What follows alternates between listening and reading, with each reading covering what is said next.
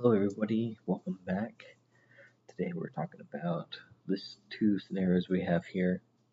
We have one, it's an intersection of two sets that contain items in both sets, or a union of two sets that contain all items in either set. So the kind of function that we would want to do for the first one, let's start with the intersect function. We'd want to set up like a step-by-step procedure.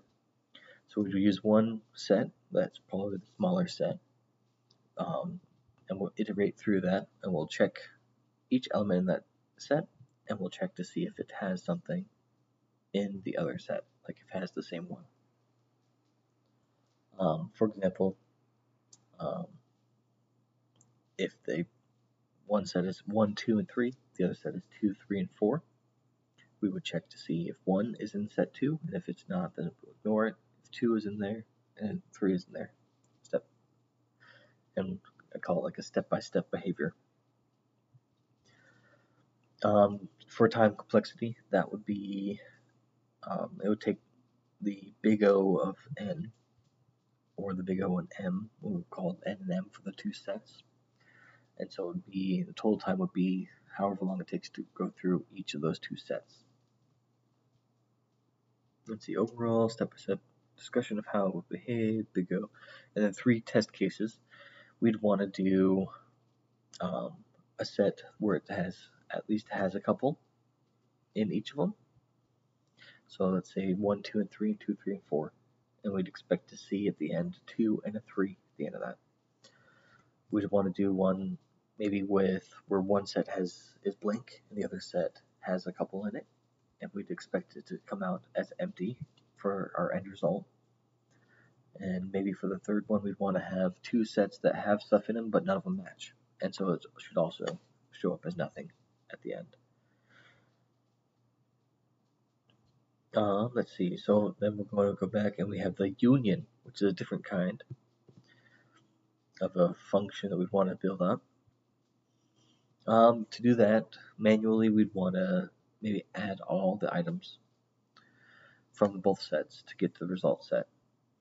So we'd want to create an empty result set, and we'd have to iterate or go through step by step everything that is in set A or set 1, and we'd add each item to that result.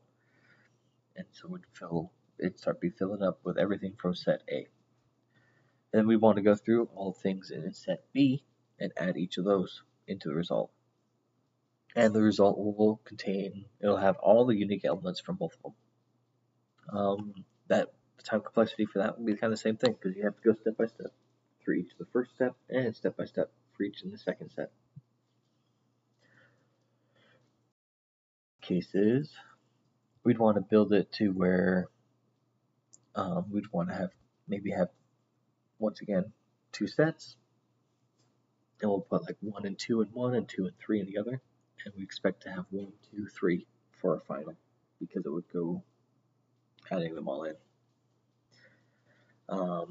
Have one of them blank, and one of them have a couple numbers in it, so blank 1 and 2. We expect to have 1 and 2 in the end, because one was blank. Then maybe we could try another one where we have a set that has all numbers that are all the same on both sets, and just expect it to come out 1 of each of them.